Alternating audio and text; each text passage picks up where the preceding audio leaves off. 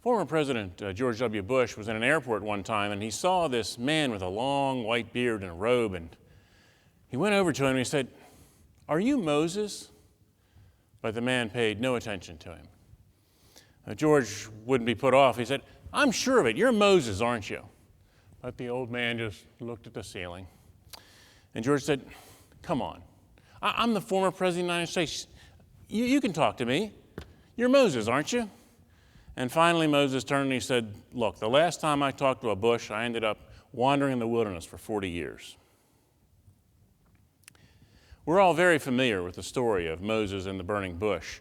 It's immediately a recognizable tale.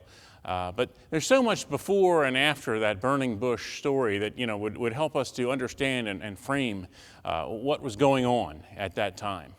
Now, last week I talked about two heroines of the faith, Shiphrah and Puah, who, because of their courageous actions to save the lives of young Hebrews, a policy was put in place whereby the Hebrew children wound up, instead of being killed, they were thrown into the Nile, which was also intended to kill them, but at least in the case of Moses, it did not. Instead, Moses got an unusual opportunity. A person from an ethnic group that was on the outs, considered discriminated against and was considered inferior and all that, they were allowed in this one case, in Moses' case, to grow up in Pharaoh's household because it was Pharaoh's daughter that found this child. And so Moses had the opportunity to stand between two worlds because of the actions of these two heroines. And then Moses, he knew who he was. He didn't just grow up in Pharaoh's household as a pure Egyptian. He knew from the beginning that he was in both worlds. And so he had spent some time with his family. He probably stayed slightly connected with his family throughout his entire time. And he recognized that he needed to do something about the oppression that was happening in Israel, because this oppression had been going on before his lifetime. And it was going to go on for the indefinite future, because until somebody stands up against a tyrant, until somebody speaks out against what discrimination and prejudice and injustice is doing and takes a stand, well, it can just go on indefinitely. And Moses knew this. And so we read in Exodus, the 2nd chapter, beginning in the 11th verse, about Moses trying to save the people. One day after Moses had grown up, he went out to his people, he knew it was his people, and saw their forced labor. That's the Hebrews. He saw an Egyptian beating a Hebrew, one of his kinfolk. He looked this way and that, and seeing no one, he killed the Egyptian and hid him in the sand. So it talks about a time when he's trying to, with violence, solve the problem of oppression. Now, it didn't work. It didn't work at all. In fact, people started to find out about it, and pretty soon Moses had to flee. He had to run away because he had taken this rash action. Now, maybe he took it with the right motives in mind, trying to overcome this oppression, but it backfired completely. And oftentimes, taking violent measures to deal with injustice, I mean, they might feel in our hearts for a moment that they're justified, but so often they don't really work out. Now, when we have a sustained, campaign of pressure, it can bring changes. When we use our vote, it can bring changes. And there's lots of ways to bring change. This is one of the least likely ones. So he tries to save his people in his own strength, but it doesn't work. And instead, he winds up having to flee. And so what he does after that is become a shepherd for a while in a land, somewhat distant from Egypt, but still close enough. He probably got news now and then. And he learned the task of being a shepherd while he was doing that. Now, in Pharaoh's household, he had probably learned to read and write and do all the kinds of things that an Egyptian royalist would have learned to do. So he had both sets of skills. And a lot of times we get places in our lives because of the mistakes that we've made. And because of problems that we've gone through, we acquire skills. And so he has acquired a set of skills that will help him when he's trying to put the first 5 books of the Bible into order. That work that he did. Of course, he didn't think of it as 5 books at the time, and it wasn't 5 books for many, many years after that. But his work in bringing the law to the people, And then also his work as a shepherd was very important. Many of the leaders of Israel were also shepherds because it gives you an opportunity to work with people, to work with creatures that need leadership, and it develops your leadership skills.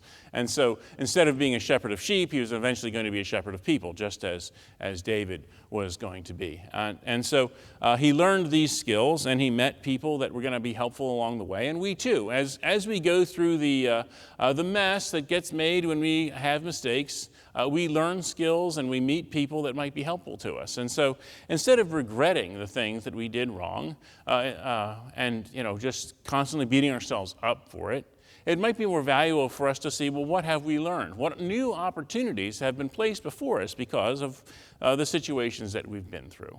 Very likely, God's plan for our lives was not ruined when we made a mistake.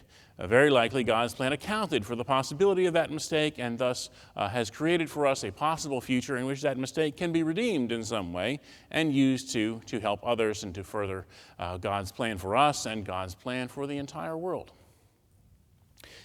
So many years pass, probably somewhere around 40, where he has left Egypt and has been shepherding.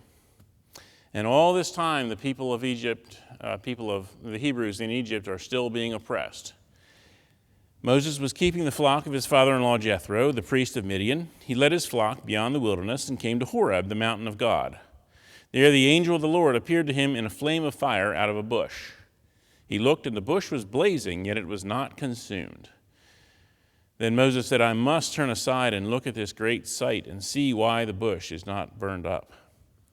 So this burning bush appears to him. And I think there's several things that we ought to know about why a burning bush. For one thing, it's miraculous.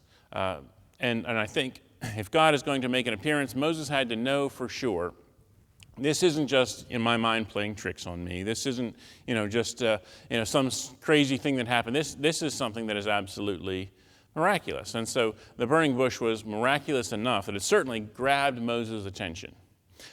Also, it's oftentimes we create an idol out of our closeness with God. Whenever we connect with God in a certain way, we might say, well, that place now is different, it's special, and that there's enough that goes with that it makes sense. However, you don't want to make an idol in the sense of thinking that, well, God looks like that now. And so using a burning bush, no one thinks that God looks like a bush. I mean, he manifests himself in such a way that it appears that a burning bush is, the conduit through which he speaks, but no one thinks that's what God looks like. And Moses is actually makes it clear through his conversation that he knows that it would be a bad thing if he saw the face of God.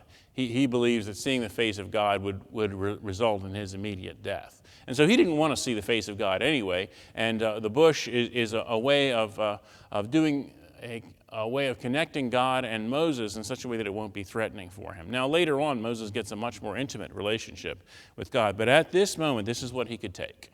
And the burning of it, that part, I think it has to do with holiness. Because a lot of times when we see fire used in the Bible, it has to do with holiness. Sacrifices that are burned, it has to do with that. It connects, God and people through this holiness. And so I think that there's a few reasons why this burning bush was used for God to connect to Moses. Now, when Moses speaks to God, God has a mission for him. I have observed the misery of my people who are in Egypt. I have heard their cry on account of their taskmasters. Believe me, God always hears the cry of the oppressed. Sometimes it takes a long time for the right person to be chosen by God and choose to do what God told them to do. It's been more than 80 years since this oppression started. And the people are still being oppressed, but God has heard. And don't think that God does not hear. He does hear. I know their sufferings, and I have come down to deliver them from the Egyptians and to bring them up out of that land to a good and broad land, a land flowing with milk and honey. And so this was always God's plan. I mean, Jacob knew that. Abraham knew that way back when, that even if they did temporarily leave the land, that this was the land that God had promised them, Israel, that piece of land. And so the people have been for hundreds of years in Egypt, but it was never their land. They were always, strangers when they lived there. And so this has always been God's plan. It's just time that it be fulfilled. And the way for it to be fulfilled is for Moses to take the mantle and do what God asked him to do. And so with God's power, the people can be delivered. And it is always right that people be delivered and that injustice be conquered. And God will call us from time to time to be a part of that in some small way or perhaps in some great way. Now, Moses has reasonable questions. If I come to the Israelites and say to them, the God of your ancestors has sent me to you, and they ask me, what is his name? What shall I say to them? A good question. I mean, this God previously was rarely named or not named, and the people had the stories. They had old stories about Abraham and Isaac and Jacob, and maybe older stories than that, like Noah and Adam and Eve. They knew some stories, but their connection to God was rather thin. And so if they ask what God's name is, well, what should we say? God said to Moses, I am who I am. And that is probably the best way of describing who God is, that God is eternally present. I am. So in the past, he's present. In the future, he's present. And here, he's present. In Africa, he's present. It doesn't matter where you are, God is I am. It speaks to his omnipresence. It speaks to his omniscience, his knowledge of everything, his presence everywhere. This is the name that Moses is given to take. And the name, the Israelites actually forgot how to pronounce this name because it became so holy that only once a year would they speak this name, and then even that was put aside at a certain time. And so the way that this I am thing comes out in Hebrew is still some doubt as to how it's properly pronounced. But that is the personal name of God, and it comes from this verb for I am who I am, that kind of thing. And so Moses has been given his mission, and you would think he'd be excited about that. I mean, he knows very well that the people are oppressed, and he knows he has gifts that could be useful to help them, but he's not immediately ready to help them. In fact, he complains about various reasons why he doesn't think that he's the person for the job. And I think God was prepared for that. And a lot of times we don't feel like we're worthy. We don't feel like we're the ones who can do what God has asked us to do. But God will not accept our excuses. He continues to put Moses forward as the one that he chose to do the mission. If God thinks you're able to do this mission, then you are able to do this mission. So Moses is not allowed to get out of it by making complaints or down talking himself. That sort of thing will not get us where we need to be. And we need to continue to ask ourselves, what is the mission that God has placed us here for? What injustice are we here to overcome? What good news do we have to bring to people? How can we share just a little bit about who God is and how God is carrying that message to the whole world? It is fundamentally who we are as Christians to want to make that connection and to recognize that God has called each one of us to a very special mission. If we don't choose to do that mission, then the results of that could be a long delay or even never happen, that the good things that are going to come out of what we do may not take place or take place a long time from now. So as we go forth from this place, let us continue to consider how we are called, just as Moses was called, perhaps not to the same mission, but to one that is equally important for us and equally important in God's plan, as God's plan is put together for the entire world.